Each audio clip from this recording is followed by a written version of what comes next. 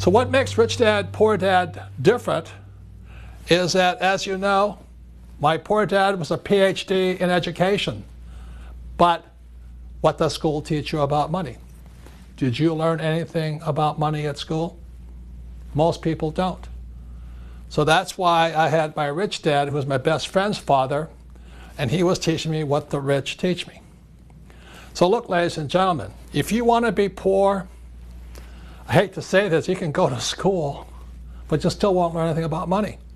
And education is more important today, but what do you learn about money? Most kids now going to school, they're coming out of school deeply in debt with student loans, still not learning anything about money. Look at the middle class.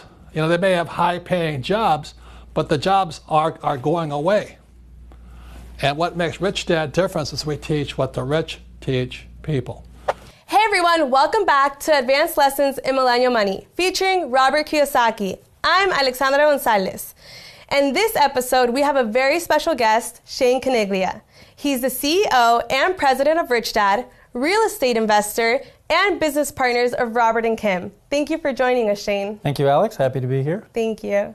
So everything so far has been very valuable. And my main question, too, after all this information and my financial education is, if I can barely afford my avocado toast, how can I get enough money for the capital for a down payment for the investment? Okay, first we're going to have to cut the avocado toast out. No, I'm just kidding. So the first thing is OPM, other people's money, right? So let's look at this from a big picture point of view, okay? I get this question a lot.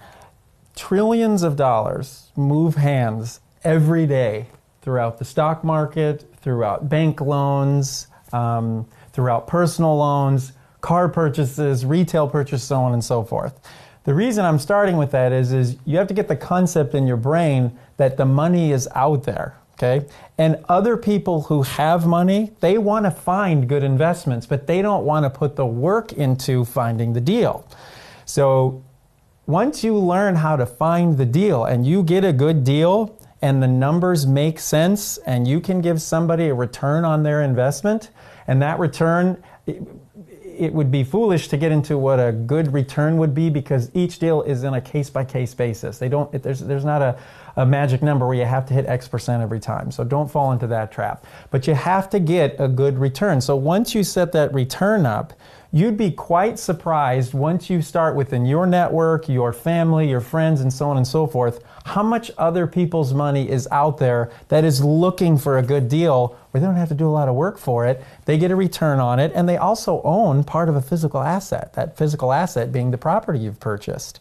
These are things that a lot of people actually get scared of, and I find it interesting because actually that's the most exciting part. That's where you have to focus on your financial education. You have to understand what does other people's money mean and how do you present that good deal. That's why at Rich Dad we preach financial education.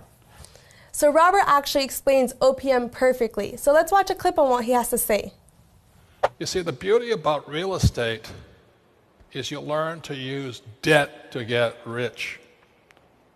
I'll give you another tip. If you're going to be rich, you have to learn to use debt. It's called other people's money.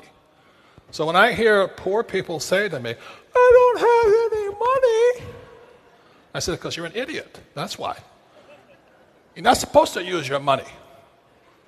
You're supposed to use other people's money. Well, that's debt. I don't want to do that. And so they stay poor. So OPM is something we're not taught about in school. Now I would like to pick your brain about the major considerations investors need to look at and look for when they're searching for a property. Okay, great. So these are the key questions. The considerations are arguably some of the most important things that you have to not only address, but you have to make sure that they're in line. So when we talk about considerations, the first one is you got to look at the top line of the deal. You got to make sure your numbers roll out and make sense. And in those numbers, you have to make sure you're considering things such as taxes. Property taxes won't go away. You have to consider things such as a percentage of potential loss from non-rental, so empty, right, or vacancies. That's a big one. The next one would be your maintenance issues. Anything that's going to happen from air conditioners to toilets to plumbing to so on and so forth. The other one would be basic type of updates that you have to do when a tenant moves in and out. So for example, anything from the cleaning of the carpet to the replacement of the carpet to dishwasher, appliances, things of that nature. And then everything else starts to drill down to, now there are the things we're trying to, if we get into them all, this video will be too long, but these will get you thinking. And then the next level is when you start getting into back to the top of the line in terms of that mortgage payment, the interest rate, how long is the note going to be carried. And you also have to include a percentage. If you're not going to manage the property yourself, then you have to have some feel or some concrete number to use that you're going to pay a property manager that's going to take care of all these issues that could pop up. In 1997, when I released Rich Dad, Poor Dad, that book caused a bit of an upset because I said, your house is not an asset.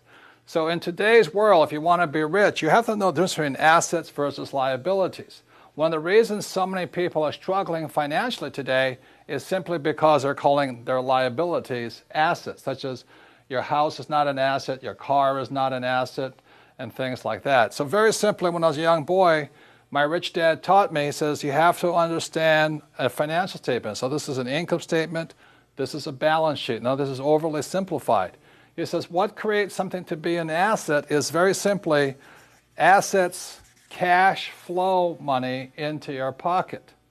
And a liability takes money from your pocket. So for most people, their houses are not assets or liabilities because every month it takes money to live in that house. Even those who say, well, I don't have any debt on my house, I've paid it off. Look, you still have insurance, still have upkeep, you still have maintenance.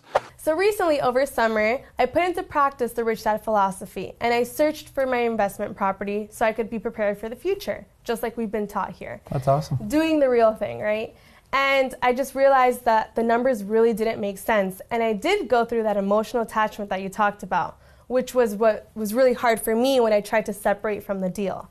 But I realized that if the numbers don't make sense, at least I went through the process, learned, and now I'm prepared if there is a crash, then I can go in and take advantage of the education I received from this. Right. So the great thing you said there is that you put into practice the Rich Dad education. So you took what you learned and you actually practically applied it to a real deal, and that deal at the end of the day did not make sense. That's just as important as making the deal itself because you didn't make a mistake. Now, we don't want to be caught into the space of being too afraid to make a mistake. That we have to be really careful of because eventually you're going to have to sign on the dotted line, as they say. But I just want to repeat, you have to take action. You can only do so many things and learn so many things before you take it and you apply it and you learn what the actual world is really like. So I'm going to say it just one more time. Doing the real thing is where you will really learn, and making sure you are emotionally responsible and strong to walk away like you did if the deal doesn't make sense. Very important. I agree 100%. And one thing that you mentioned very valuable was the best deal is the one that you walk away from. Exactly. And that was crucial for me because I would have been stuck with an investment that had negative numbers because of the emotional attachment. And then the negative numbers now stop you from going on to deal 2, 3, 4, so on and so forth. And it doesn't just stop you emotionally because you're going to be stressed out about it, but it stops you with the bank. The bank's going to look at that and say, hey, you got to straighten out this first property or you won't be able to use that first property on your list of assets when you try to get approved for the next loan. And you just don't want that to happen. So being emotionally responsible is very important. But again, can't say it enough. You got to get out of it. You got to do the real thing. You got to apply your education.